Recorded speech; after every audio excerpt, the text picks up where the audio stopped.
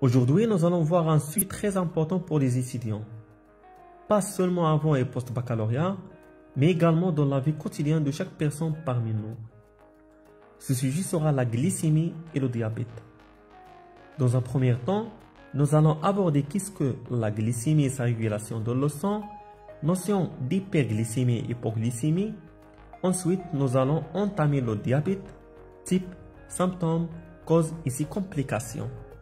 Avant de voir tout ça, je vous invite de rejoindre notre chaîne Ma Biologie. Cliquez-vous sur le bouton abonner. Nous sommes maintenant plus de 8000 membres de la famille et nous allons être heureux si vous serez parmi nous. Alors, la glycémie est le taux de glucose contenu dans le sang. Rappelons que le glucose est le principal sucre de l'organisme. Ce sucre est l'un des nutriments fondamentaux au bon fonctionnement de l'organisme. Il provient souvent de l'alimentation et est considéré comme la principale source d'énergie pour toutes les cellules de notre organisme. Dans le corps, la régulation de la glycémie est assurée grâce à un équilibre hormonal pancréatique permanent. Chez une personne en bonne santé, la glycémie oscille en permanence entre 0,80 et 1,26 g par litre de sang à jeun.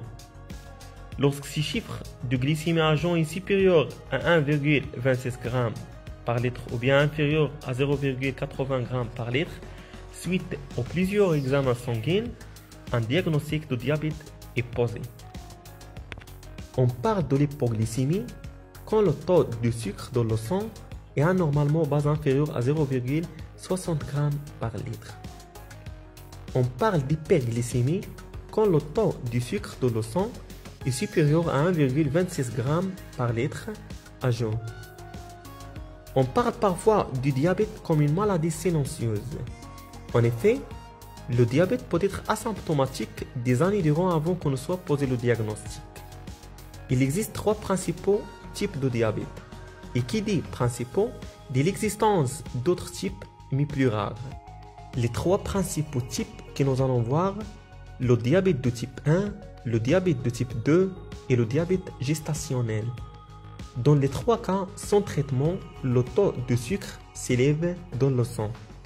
Le diabète de type 1, également appelé diabète insulinodépendant ou diabète juvénile, est un diabète apparu le plus souvent pendant l'enfance, à l'adolescence ou au début de l'âge adulte. Il est dû à la destruction du cellules du pancréas produisant l'insuline. C'est une maladie auto-immune. Le diabète de type 2 est la forme la plus fréquente du diabète, 90% des cas. Il se manifeste généralement à l'âge adulte. Chez des individus de 40 ans et plus, il apparaît quand l'organisme ne répond plus aux signaux de l'insuline ou quand le pancréas ne produit plus assez d'insuline. Le diabète gestationnel est un diabète survenant uniquement pendant la grossesse et touche environ 3,5% des femmes enceintes. Les femmes qui en souffrent sont par la suite à plus haut risque d'atteindre le diabète de type 2. Alors concernant les symptômes du diabète de type 1, les principaux symptômes sont généralement une soif intense, envie importante d'uriner et de boire, une bouche sèche, un manque d'énergie, fatigue, trouble de la vision, douleur abdominale. Ce diabète résulte de la disparition des cellules bêta du pancréas, entraînant une carence totale en insuline. Les symptômes du diabète de type 2 peuvent être les mêmes que ceux du diabète de type 1, mais sont souvent moins marqués.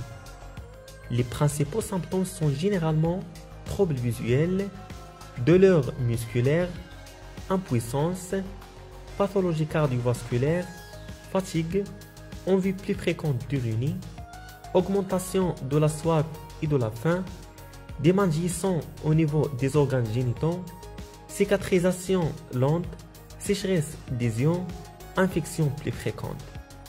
Pour les causes du diabète, comme j'ai dit avant, le diabète de type 1 survient lorsque le pancréas ne produit plus d'insuline en raison d'une réaction auto-immune. Le terme réaction auto-immune signifie que le corps produit des anticorps contre ses propres cellules. Lorsque cela se produit, c'est que votre pancréas ne peut plus produire sa propre insuline. Le mécanisme du déclenchement de la réaction immunitaire reste mal connu, mais on sait que certains facteurs y participent, le terrain génétique et l'environnement. En général, le diabète de type 2 est une maladie familiale. Survient plus tard dans la vie, souvent après l'âge de 40 ans. Plus le nombre de personnes de votre famille atteintes de diabète est élevé, plus vous courez le risque d'en être diagnostiqué. L'hérédité joue aussi un rôle dans la survenue de diabète. Le fait d'avoir un excès de poids, une alimentation déséquilibrée et un manque d'activité physique augmente votre risque de développer un diabète de type 2. Les personnes diabétiques de type 1 sont adaptées sa dose d'insuline en fonction de ses apports alimentaires. Il faut quantifier les glucides consommés pour s'injecter la bonne dose d'insuline. Il est important de jouer avec les équivalences glycidiques. Suivez les recommandations d'une alimentation variée et équilibrée en mangeant de tout en quantité raisonnable pour vous aider forcément à obtenir un bon contrôle de votre diabète. Prenez 3 repas équilibrés par jour. Ces repas devraient être espacés d'environ 4 à 6 heures. Mangez une variété alimentaire de légumes et fruits riches en fibres alimentaires. Limitez la consommation d'aliments sucrés pour nutritifs. Limitez les quantités de l'alcool.